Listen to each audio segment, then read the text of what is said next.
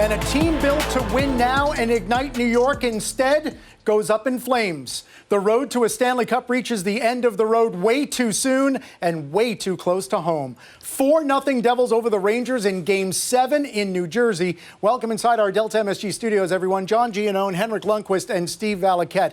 This one will take a while to absorb. They may never fully digest it, Henrik. You've been in this position before. How helpless is the feeling? Yeah, I definitely get a flashback back to 15 conference final, winning that big Game 6 and coming back to play that big Game 7, and we lost. Shut out, too. Shut out, kind of flat performance, and you want so much out of this game, and you just can't get it going. And we talked going into this game, the importance of trying to get that first goal. The Devils, playing against the Devils, when you're behind, it's a tough game. I mean, the odd man rushes tonight, I don't know the numbers, but they kept coming because the Rangers tried to push and take chances to get back in it. And also we needed the power play tonight, and we didn't. So it was just overall a very tough night for the Rangers. Missed opportunity is the first thing that comes to mind for me, because Carolina's banged up, Boston is out, Tampa's out. There's a clear path to the Eastern Conference Final and beyond. So I just think it's hard for me to understand right now what the players were thinking about not being prepared or at least urgent from the start of the game. They didn't seem like they had that ruthless mentality to go out and take it from New Jersey. New Jersey was so fast in the first period. The shot attempts were 13-1 at the commercial break at the 10-minute mark. The Rangers got caved in, and I give a lot of credit to New Jersey. They played a terrific series. The Rangers lost the series in games 3, 4, and 5, really, where they didn't have good performances. Game 3, they were okay. But this is a hard one to swallow, John. I mean, it's not, this was laid out to have a really good spring, and it's all over too quickly. It's going to be worth a lot of discussion over the next hour and into the next months over what will be a bummer of a summer. I've never played the game anywhere close to your guys' level, but it makes me wonder, how in 3 wins do you score 5, 5, and 5, and in 4 losses you score 1, 1, 0, and 0 against basically the same team? Well, that's hockey. If you knew it all the time, it wouldn't be that exciting, right? But you have to look at this game, for example. Again, we know Devils are a fast team. The Rangers couldn't really match that speed, but we kind of knew that going into this series. The key would be to play with more leads. The power play had to play a huge role in this series. Yeah. You also have to look at the regular season, the record. I mean, the Devils play better. The Devils play better than the Rangers throughout the entire year, face to face. So, you know, you can't fool yourself either. Those first 2 games, you know, we go back to them and how they looked. 5-on-5, it was still a pretty tight game, but the power play just dominated. It seemed like they just couldn't match their speed, though. But we kind of knew that because the Devils are one of the fastest teams in the league. Yeah. So you have to try to beat them in a different way. You can't match their speed, but the Rangers' strength throughout the year has been making plays. You know, enter the zone, but it was because the Devils put so much pressure on them. It was hard for the Rangers to make these plays and open them up and create big scoring chances, and that was one of the reasons why they struggled to score goals. And Steve, it's going to be worth discussing for the Devils going forward and for the Rangers in retrospect how much of a difference Akira Schmid made, because you could say in 3 of the games the Rangers didn't make life very difficult for him, but going into Game 7 on the heels of what happened in Game 6, where it seemed as though the Rangers had solved or at least figured out shoot glove side and you'll be successful, tonight Schmid's glove was impeccable. Well, it almost, I think you have to take a step back to last year, because Louis Domingue took this team to the brink, at least the core of the team. Antti Ranta took the team to the brink, and they couldn't solve Vasilevsky. And now this year, it's Schmid, an unknown, but he played very steady. But I'm still wondering if the Rangers did enough to create enough to really make it hard on him. And he was good when he had clear view on the puck. And Mika's one-timer twice on the power play in the first period, he got his shots off. The glove save there on Lafreniere in the second period on a 2-on-1 was a great catch. I thought a lot of one-and-dones, though, at the net again. The Rangers, they didn't do well at getting to rebounds through the series, but that's also a carryover from the regular season. The chance from Trocheck, Hank, that might have been the best of the game. But go back to what's really important with this team. It was deep pinching ill-advised. Forwards, that are really offensive-minded required to play D, and there was 3 goals off the rush in this game. The one common denominator in the wins for New Jersey in the series, they scored off the rush in every game they won. In the games the Rangers won, they did not score off the rush. I didn't think the Rangers did enough job just to shut them down.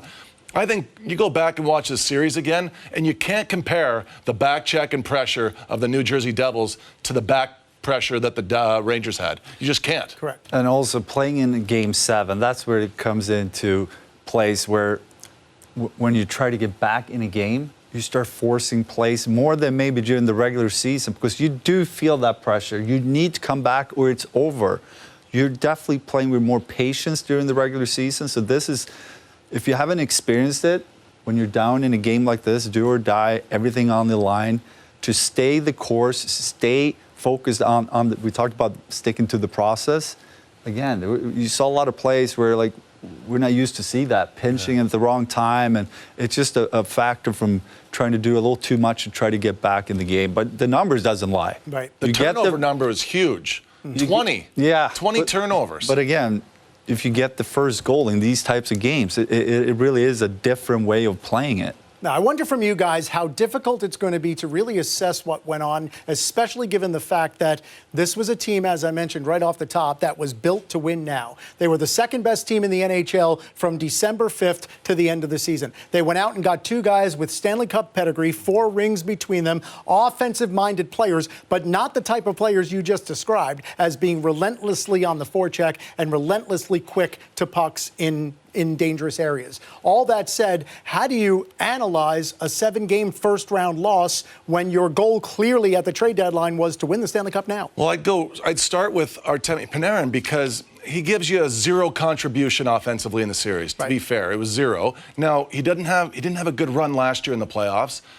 I don't think the GM and president Chris Drury was going to sit on his hands at the trade deadline. He had to find a way to get Panarin going. The only way to remedy that was to go get Kane and Tarasenko. Now, Tarasenko was a target, and Kane forced his way here a little bit. But at the end of the day, you look at the season, you're saying, well, that didn't work either. So now it's back to the drawing board. This is about getting Panarin, your best player offensively, to get inside in the playoffs. He's going to get you in the playoffs, but when you get to the playoffs and you want to get through, who are the people that he needs to help him to get inside? That's what it comes down to. I'm sorry, you can go any which way on this, but the reason why at the deadline I wanted Kane to come here, he's a friend of his. I thought he was going to help him play the right way in the postseason. Those things just didn't materialize. Igor Shesterkin, who won 37 games during the regular season, allowed 14 goals in 7 games. Yeah. And after 6 elimination game wins in the last 2 postseasons, he ends up losing in a series to a guy who's only played 5 postseason games. Well, we've been so spoiled here in New York with Mike Richter and then Henrik and now Shesterkin. To be number 1 and be a true number 1 in the NHL, it's a special honor. And for him to have the series that he had, it does feel wasted for me. But it was sort of unique the way it started, too, because in games 1, 2, and 3, he didn't have to have a massive impact. He just had to be solid. And there were times where there were lulls where he didn't have a lot of action in those 3 games. And then game 4, he had what I would consider an average game. But game 5, he came back with a great game and he kept the game close. In game 6, he stole the game. That was a stolen win for me with a great game. And then tonight in game 7, I just felt like he gave the team a chance to win with another great performance. So if you outline his series and you break it down, this guy was rock solid.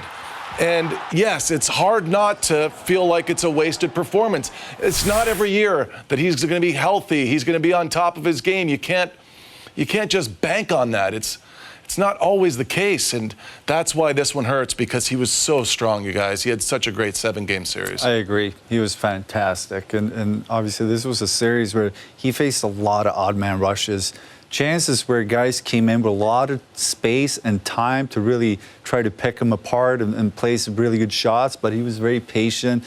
You know, we talked about it off camera, just how good he is facing those 2-on-1s, 3-on-1s, because there was a lot of them in this series. Yeah. And that was a big part for me, that he was able to keep it a tight game a lot of those nights where he was facing a lot of odd man rushes. Did you guys see the comment from Detroit's head coach, Derek Lalonde? And he talked about how when he was with Tampa Bay, they did a study, they worked around the defense based on what Vasilevsky's strengths are.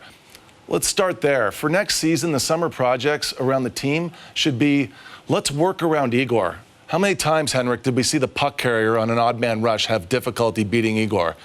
You should never allow the pass. That's all you have to do as a defenseman for the Rangers off the rush, to minimize the impact against your goalie. Everything they do should be from Igor out.